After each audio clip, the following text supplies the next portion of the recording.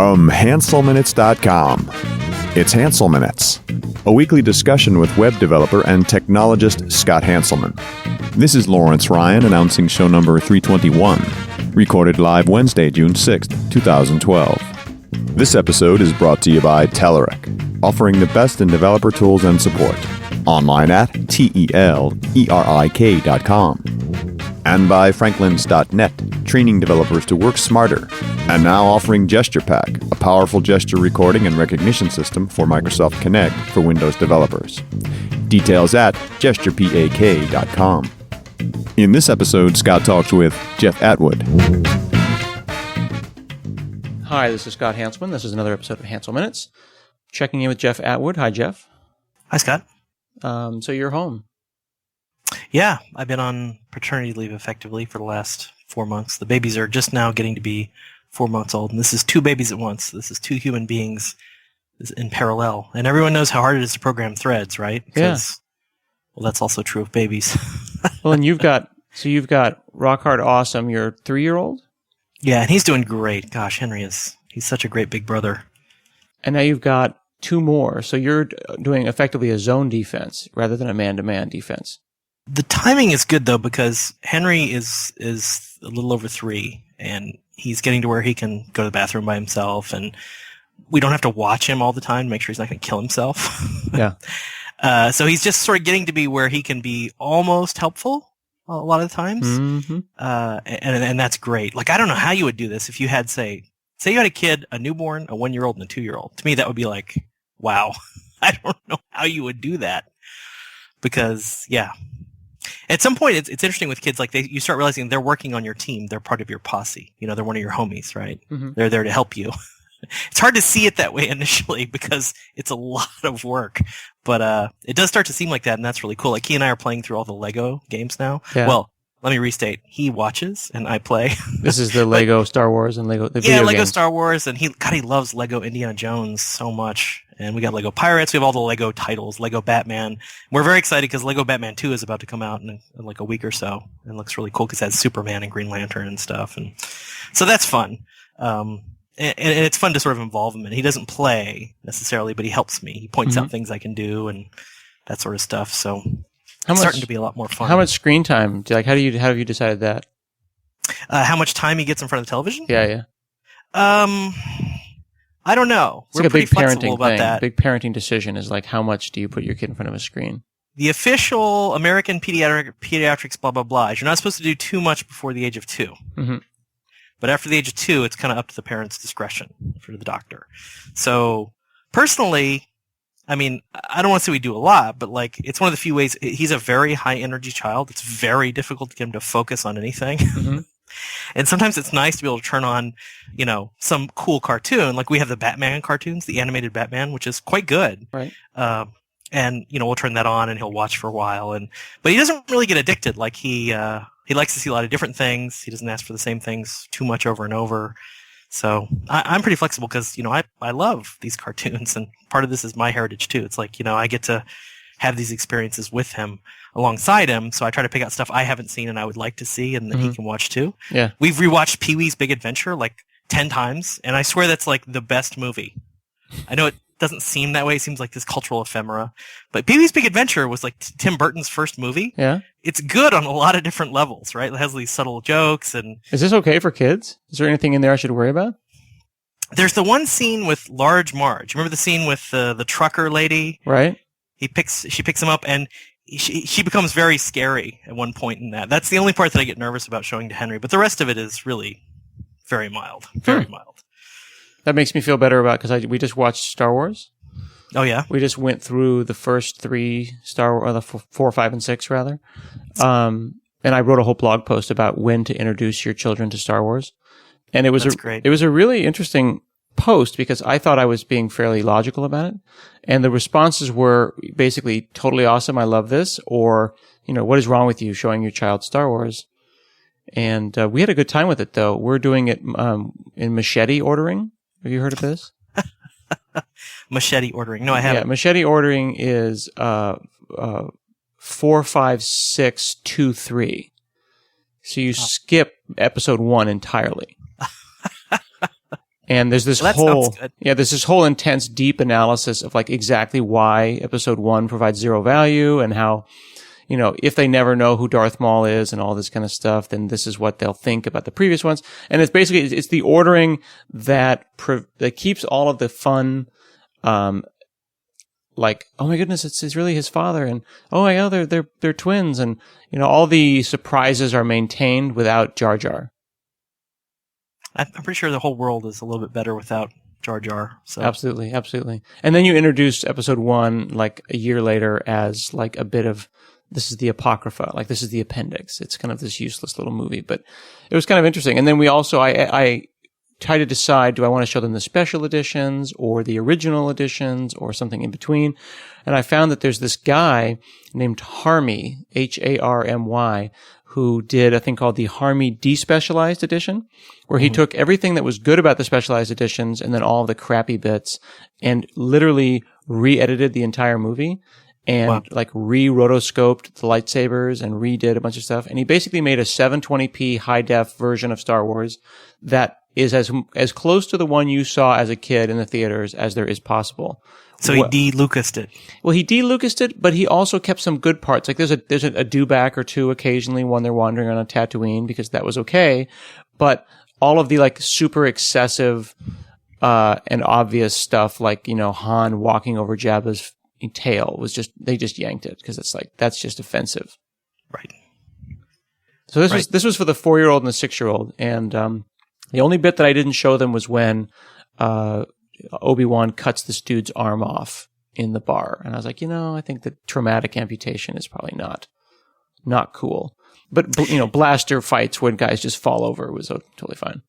Well, I did some research on this. We have at Stack Exchange, they have a parenting site. And one of the questions I asked was about the influence of cartoon violence on children, because I was looking at some of the cartoons I had watched as a kid and seeing how violent they were. And like Tom and Jerry, for example, is extremely violent.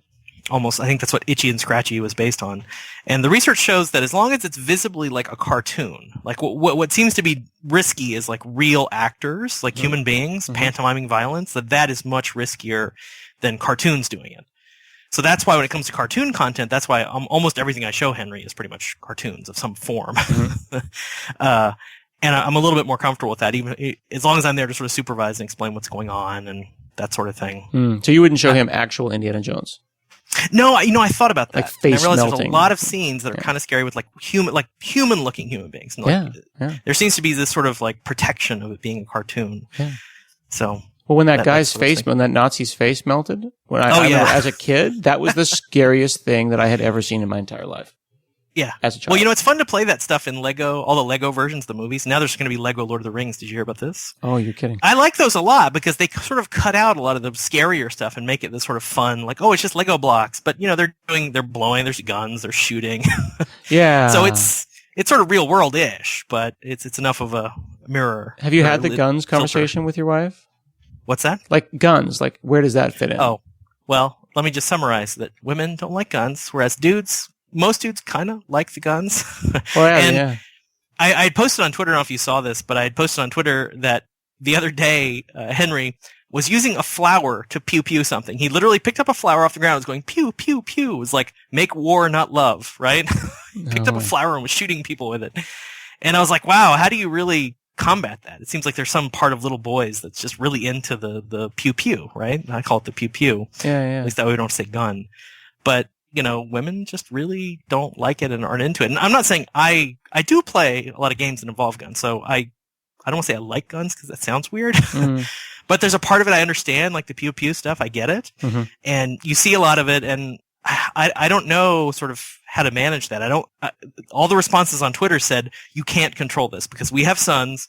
We tried to do it, and that they would like make guns out of like toast at breakfast. Like whatever objects they had, this story was told, I heard this story 15 different times in 15 different ways. Whatever objects they have access to will become pew-pew, right? Right, but there's got to be some PhD's thesis about this. Like your wife's a PhD. She should be able to go and like figure this out. Like what is it? I mean, like we tried to keep guns away from them until at least 4 or 5, and they figured it out. Like as soon as they could point a stick at someone and like declare destruction upon them, it was figured out on their own. Like I think they literally would have invented guns if they were all alone in a room. without any adults.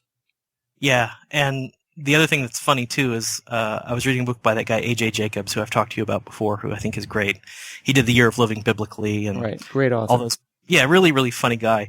And he said his son started telling stories, and the end of every story was, and then everybody died. That was just like the normal way for them to end stories. It's like, hey, yeah, everybody dies, right? Yeah, our kids put everyone in jail or they all die. You know, like if you don't like somebody, you put them in jail. Like they'll fight it with each other and one will just declare, yeah, he should totally go to jail for that. I'm like, really? Forever? Yeah.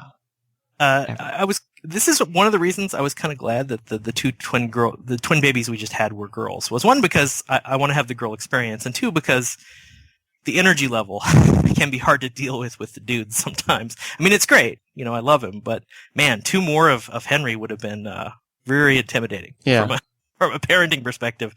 And I think girls do tend to be just a wee bit calmer, maybe not so much into the pew-pew. Granted, it gets a lot weirder when they turn 13 and the whole sex thing comes up. But see, that's the thing that they say, that the babies, like boys are like chaos from like 0 to 10, and then girls are chaos from 10 to 20. But that's so far in the future right now, I'm just willing to amortize that cost. I'm like, I don't care.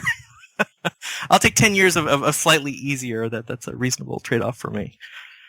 That's great. So what else are you doing? I notice you're blogging more.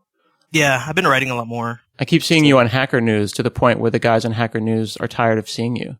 Well, I don't try to get on Hacker News, and I actually try to avoid going to Hacker News. I actually try to avoid reading a lot of feedback on my stuff now. I mean, I want to be responsive to comments because I really do believe in that dialogue of people posting, you know, interesting commentary on the post, like adding stuff, like asking, why did you post about this, or clarifications. I've gotten really good information from comments, and I continue to believe in the value of comments. But there's also this, I think, off-site commentary. There's this whole dynamic of on-site commentary, where they're sort of in your house and they're a little bit more respectful. And then there's off-site commentary where they have their own communities, and they may not even like you as a writer, which is okay. Like, you don't have to like me. You don't have to respect me. But, the tone can get weird, right? So like sometimes I just don't want to even go there until like days later, just sort of read it after the fact, versus getting embroiled in a bunch of, you know, commenting back and forth about what's going on, because what they're doing there really isn't about me. It's like me being there isn't that helpful, right? I said my piece on the blog. It's not my house. It's not my blog. So, I mean, I'm free to read it like anyone else, but it's, I don't know. More and more, I believe these off-site commenting communities you should be very, very hands-off with them. You shouldn't be over there interacting with them too much. It seems like some people are willing to turn comments off on their blog. And then, like, I was talking to Reginald Braithwaite, Regenwald, and I'll be doing a show with him on This Developer's Life in a week or two. And he basically said, you know, that is his community. So he puts stuff on his blog, which has no comments. And then if comments fire up somewhere, then he'll link over to there, and that's where the conversation happens. But from my perspective, people who do off-site comments get really negative comments. Like, people are willing, like, you cultivate your community on your blog, but as far as kindness, you know, like, good luck getting kindness on an off-site comment location. I've had some mean comments on like Stack Overflow and Hacker News. Well, Stack Overflow is not a commenting community. Not Stack Overflow, rather. Excuse me. Slashdot. Okay, I was going to say.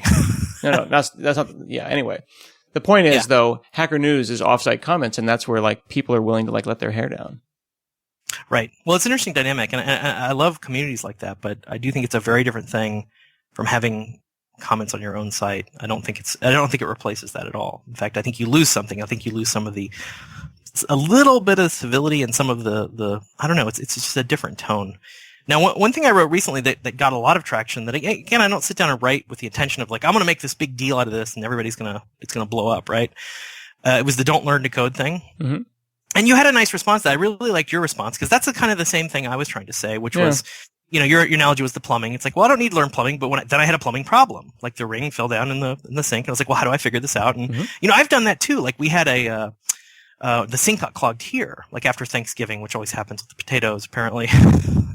And I went in and I bought a little bit of plumbing equipment, and I basically roto-rootered in a very ghetto way, like the actual under the sink, like where it actually goes under the house to clear it out. And I was like proud of myself. I was like, yay, I'm a plumber. I'm pretty sure I posted on Twitter about this because I was so proud of myself.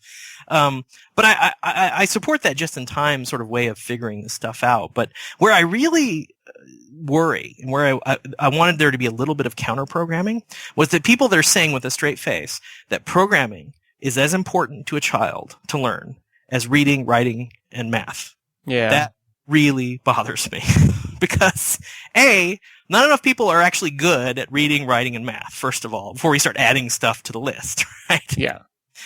And second, like, I don't believe that. Like, I want people to use computers. I want them to love computers, but I don't want everybody to have to feel like they have to be a programmer. I feel like that's like a failure case for the industry. It's like, oh, well, you got to program, you know?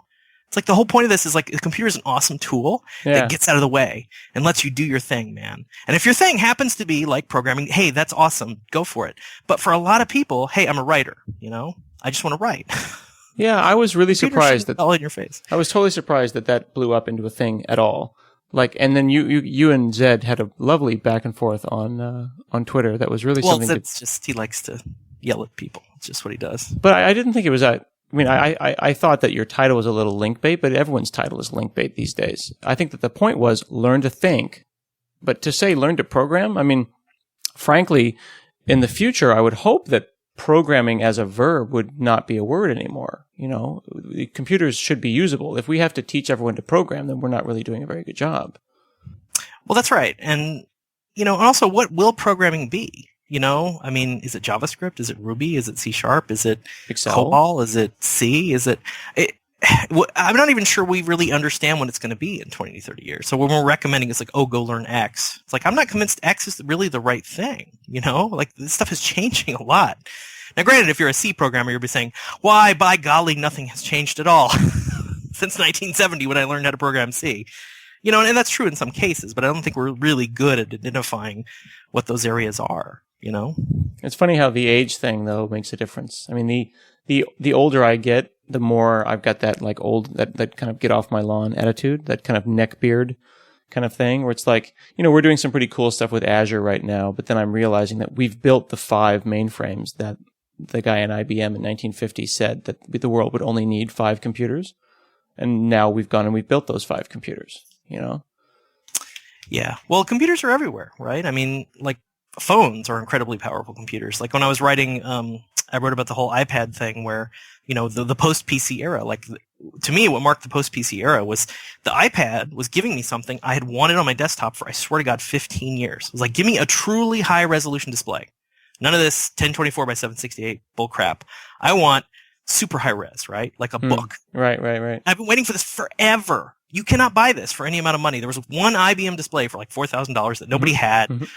But it just didn't exist. And now Apple says, hey, cool, super high-res displays. I was like, oh my God, thank you, finally, right? Like, and it came on a tablet. It was like the innovation is happening now outside the PC. Right. Which should be a little scary if you're in the PC world. But, you know, to me, that's really important stuff. It is bizarre that my iPad has a higher resolution than my 30-inch Dell. Well, exactly. Like, how is that okay, you know? Well, granted, there's a physics problem. I mean, if your 30-inch monitor had the same DPI, it would be kind of hard for your video card to probably drive it. Well, why? My iPad seems to be able to pull it off. It probably could, but you need a pretty decent video card. And anything 3D would start to get scary. So I realize there's a reason it's happening on phones, like really small things first and scaling up. But I feel like the PC industry wasn't even trying on this stuff. And, you know, the rumor is that, you know, next week Apple's going to introduce, you know, Retina display Macs and stuff. And I'm like, well, again, why have we had to wait so long for this stuff to happen? Now, I realize high DPI is complicated on the desktop because, you know, how do you scale stuff that's bitmaps? There's a lot of bitmappy UI elements and all that stuff. It's not like we have, you know, PostScript on the desktop like the next step boxes or whatever. Right. So I realize it's a hard problem, but it's taken us just absurd amounts of time to make progress. And that's why the progress is happening sort of outside that ecosystem, because it's easier when you're starting on your own device. You control the ecosystem. You know, there's not, I mean, how much history does the iPad have? It was introduced in 2010? It's a 2-year-old device. So it's easier for them to go back and rewrite history and say, well, hey, everything is twice the resolution it used to be, right? Right. Well, and the way that the iOS folks have done it, and the way Apple's always done it, I've said this before on the show, is that kind of like the dirty little secret about like why Apple is so pretty and why they're able to make things so perfectly anti-aliased is that the entire operating system is like held together with like PostScript and transparent PNGs. And as long as you keep increasing the resolution by a nice clean factor of 2, or, you know, or factor of 4, depending how you look at it, then yeah, just make whatever .png x2 and things continue to be clean. And if you've got an ecosystem of Photoshop experts, then, you know, high DPI PNGs and a lot of transparency, and you're going to have a gorgeous operating system. But with Windows, you've got this kind of weird half vectors, half bitmaps, multi-resolution icons thing. I mean, who's got the time to make 15 different ICO files?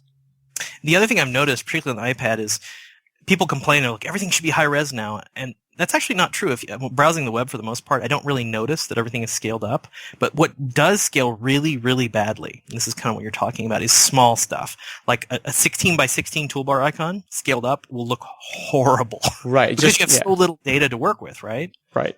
Whereas if it's like a 320 by 200 thing, it's not really going to look that bad if you scale it up by X2. But right. Small stuff, like you would find on UIs and stuff, looks unusually bad scaled up. So I appreciate that that's a particular area they have to work on. But there's a science of icon creation, and I've talked to icon designers, and once you get below 64 by 64, they recommend that you redraw them from scratch. So, you know what I'm saying? Like, you can't take a gorgeous 256 by 256 icon and then make it 8 by 8 and expect to get anything other than a smudge. Well, I think SVG support, at least as far as on the web goes, for small stuff, you could argue that small stuff, you could probably draw some of the small stuff as SVGs, although I also hear what you're saying about, like, just tweaking the pixels when you only have 16 by 16 to work with. Yeah. It's like you almost hinting isn't even enough. You actually have to do it by hand. Well, anti-aliasing will go and work against you, and then it's time to start thinking about how to make this as clear as possible. And if you've got a multi-element icon, you're just going to start dropping elements out. You know what I mean? Well, I think they also had, like, somebody introduced, like, a font recently that was like a bunch of, like, essentially wingdings for the web, so that you could use that instead of relying on, small images and stuff. But, I love this high-res stuff, and, I'm actually going to go on record here saying that I'm really strongly considering actually switching to Mac, like, if they do the Retina display thing, because, I don't know, just to me, I spend so much time reading text on the screen, and I just need it to look good. Like, I mean, to me, like, readability is like, motherhood and apple pie. I mean, resolution is what it's all about. And if it takes me getting a Mac to do that, then I am very, very tempted to do that. Yeah, it'll be interesting to see who gets there first, because I'm reading on the Windows 8 blog that they've got the high DPI stuff baked in. There's just no hardware to do it. But they seem to have thought about that. I just want to see, like, do they switch from TrueType anti-aliasing to grayscale to none? I mean, do you need anti-aliasing at 300 DPI? You do. It's a point of diminishing returns, of course, but I do think it does look better. Yeah. But if you just take a screenshot on your iPad, and you'll see it's indeed anti-aliasing. But my laser printer doesn't need to anti-alias. You don't need that tricky RGB anti-aliasing, because RGB anti-aliasing, the other problem with that is the rotation factor, particularly on a tablet. Yeah. It's assuming a certain orientation of the RGB layout, and that changes when you turn the display. So you go from, say, 3x simulated horizontal width to 3x simulated vertical width, which isn't really, or vertical height, which isn't that helpful. Yeah. So there's that problem as well, the whole orientation rotation. And it was funny to see that IE and, like with the 9 and 10, and also Firefox, but Chrome has not done this yet. They actually switched to a different rendering model for the fonts. Yeah, I noticed that, I saw a thing on Long Zhang's blog, I started something, .com, where chunks of Windows 8 aren't using ClearType. They're using grayscale. Yeah, because of rotation, and there's a bunch of reasons that you would want to do that. Another would be high resolution. Have you, when I talked to you earlier, you said you were playing with Windows 8? Yeah, I'd been reading a little bit about it, and I liked what I saw, actually, a lot. But this is the first time I actually installed it, because we had a laptop that had a bum SSD that just died. It never really... It was always kind of sketchy. It was just a bad SSD purchase, I guess. But it finally died, so I put a new drive in. I was like, okay, I'll just install Windows 8 from scratch and test it out and see what I think. And because I heard some complaints, right? I heard people complaining that, basically it's too different. They're not sure if people like it. It's too tablety. But I really, really like it. Like, I think it's clearly better. Like, I would almost go so far as to say this is, I think, the best UI iteration they've done since Windows 95. Maybe the only UI iteration that they've done since Windows 95, right? Right. And when was the last time they changed this much stuff? No, I mean, honestly, Windows 7 and Windows 95, other than the taskbar, which I think is Windows 7's kind of like gift to the world, because you can see, the way that the dock in an iOS is and the taskbar on Windows 7 are kind of converging onto one thing, and now Unity and the way the dock works and Ubuntu. I mean, effectively, everyone has a dock now. And then you've got Metro on Windows 8, and you've got kind of Launchpad on iOS. It's all just a different way to look at your icons, ultimately. Well, right. And I had been beefing for a while on Twitter about the iPhone, the iOS UI, which is basically, it's a desktop area with a field of icons. And I was like, okay, that's Windows 3.1, literally. It's a field with a bunch of icons on it. And they're not even that dynamic. That was my other beef, was like, if you look at the iOS apps, like the calendar app shows the current date, which some people don't even notice that actually. But the pictures icon does not show you your current picture, right? It just shows that generic whatever sunflower. So I've learned to look for that sunflower. But I would rather see one of my pictures in there. Like one of the things that I thought was obvious was that you want these tiles to be dynamic, right? If they're icons, just have them do stuff, right? Like I don't need to see the mail icon 50,000 times, right? Show me something else in that space that's useful. And I think the Windows 8 and of course the Windows Phone does that beautifully. Like when I hit the Windows key, I get basically the Windows key is what I've used, the new start menu. The new start menu is now full screen, right? Right. And it's in Metro visual style. Right. But it's showing me all this information. I see the current date, I see the weather, I see, all this stuff like is live and updating. I'm like, that's cool, right? That's a really good use of screen space. Isn't it jarring though? I mean, that's the one thing I can't get my brain around, is that I'm sitting here with 3 monitors. And while I get the idea of a tablet that is a Windows tablet, lets me run all my Win 7 stuff, and then has this Metro thing for the days when I just want to like check the news in full screen. And I know you're big on, you don't like window management, and if you can avoid it, and the kind of the moving around and shoving around of Windows is not, that's really the most, it's the biggest busy work that we do in our lives, is just moving a window from one side to the other. So, things like iOS and Windows 8 will prevent a lot of that kind of a work. But when you're sitting on the desktop and you hit the start menu just to go and run something, it's like switching into an alternate dimension. It's so jarring. How is that going to work across 3 monitors? Do I need that kind of stress in my life? Well, does it? I've only tried it on laptops. I haven't actually tried it on a multi-monitor setup. Does it? I would assume it only replaces the primary monitor. I believe I'm not sure, and I'm sure I'll be wrong, because that's how it works on podcasts. You say something and then you get an email later that you're wrong. But I believe that whatever your mouse is where it will bring that menu up. Okay. Well, I read, there's a really good article on this by Peter Bright, who's a columnist at Ars Technica, world's angriest columnist. But he is a good columnist, and he wrote a lot about this and the multi-monitor stuff, because this is the first version of Windows that actually has decent multi-monitor support. I mean, other than it just working, it actually has the taskbar extends to all the monitors, right? They actually thought about it more than getting it basically working. And it's still better than, OS 10, because in OS 10, you have that menu strip at the top of the monitor. That menu strip does not scale well when you have 3 monitors. Then you have a menu in the far, far left upper corner of the first of 3 monitors.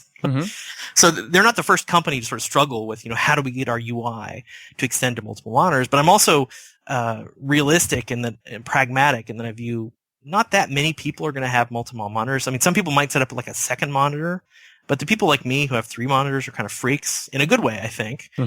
But I can totally understand that they aren't exactly optimizing for this case, and I can't really begrudge them that, because we are the one. I mean, that is the thing.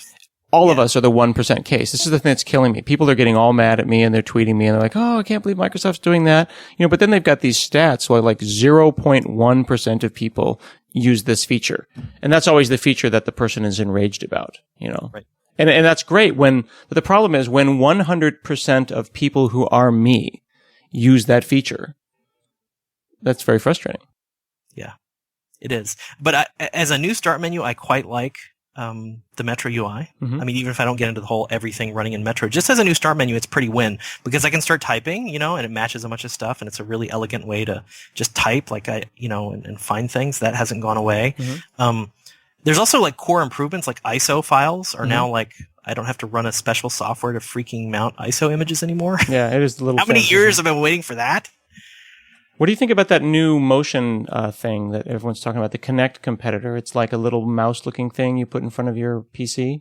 I didn't read much about that, but I read that it can detect like really tiny finger motions. 1 millimeter or something. Yeah. Basically, it's like, I've got a Kinect in front of my Windows machine here that I won in a contest, and I'm waiting for that that thing, like the software that makes that happen. Like all I want to do is like I'm looking at a Skype window with you in it. I want to just put my hand up and then just make a flicking motion and move that to the left.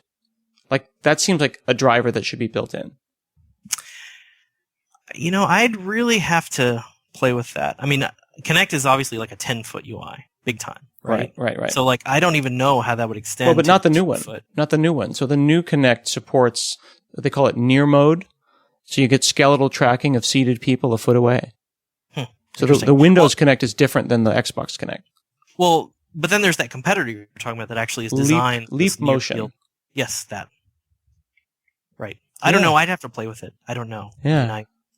I mean, after using the iPad, I've definitely warmed up to touch as like a casual consumption interface. It certainly works great for that.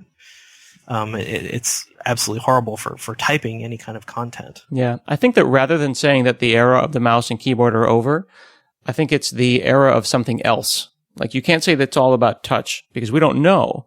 Like we all have these webcams pointing at us. I don't know why I need a second webcam. Like I've got this perfectly good webcam and I've got 8 processors to spare. Just detect that I'm moving my hand and move that window off to the side. Right? We have all the technology is in place. The fast processors and the webcams. Just use them. Well, I don't think the webcam is quite enough because if you look at Kinect, it has like depth sensors, it has infrared sensors. I mean, the reason Kinect was so cool was it had like I think 3 different kinds of sensors that were sort of shooting you. I mean, camera as well as some other stuff. Yeah. So I think we'd need that as well for that to truly take off. Yeah, I think I'm a little jaded. I just feel like the hardware. There's so much hardware in front of us, and there's just so little software to do the work. But I don't know why people are beefing so hard about Windows 8. Like almost everything I've seen, I like. Like there's the new Task Manager is awesome. Mm-hmm. It's got the Office 2007 style UI on the Explorer, which I love. Mm-hmm. I've always loved that UI. I think it's way better than traditional menus. It boots faster. It loads faster. It sleeps faster. It's like, what's not to like, really? This is like maybe the best version of Windows I've ever seen. The boot faster part is people are freaking out about the boot faster part is crazy. Like the thing comes back from boot faster than it comes back from hibernation. Like I don't know. Like there's been a couple of times when it's actually come back from boot so fast, I've been suspicious that it was sleeping. Well, I would recommend anybody listening really try out the preview. I mean, I really like it. I would argue maybe it's the best version of Windows there has ever been. And one of my complaints has been with Windows 7, certainly with Vista, this was a huge complaint, and with Windows 7 too, they didn't really change enough. They didn't really innovate. They didn't do enough stuff. Whereas in Windows 8, they clearly did a lot of stuff. They rethought a lot of the way things are working. Yeah. And I dig it, man. Yeah, I mean, I wish good. more. I'm not there yet, man. I'm not there. Yeah. I don't know. We'll see. I did train my wife in it. I actually observed her. There are a few things you have to learn, like the corners. The main thing that I would mention is you got to know that the corners are hot. And that's sort of how you activate things. It's kind of like, I think once you figure it out, you know it. But I can see where people are complaining that like maybe you need like a giant arrow saying, hey, drag your mouse to the corners, right? Well, you remember when Windows 95 started out, what was the first thing that happened when you started up is that an arrow animated across the bottom of the taskbar to point at the giant button that said start. Trivia, I actually was following Windows 95 really closely when it came out. I read like this book about Windows 95. I read it cover to cover like 3 times because I was like a little obsessed actually with it. I probably shouldn't admit this, but I was really obsessed with Windows 95. I was like, oh God, this is going to be great. And I had emailed somebody at Microsoft and I got a response from the guy who wrote that feature. Like there was something on Newsgroup or something, and this is back when people from Microsoft still read Newsgroups, I guess, and he was actually talking about it because that start thing, like I had never seen it, and he clarified something. He actually emailed me back about that feature, so that's pretty slick. Remember.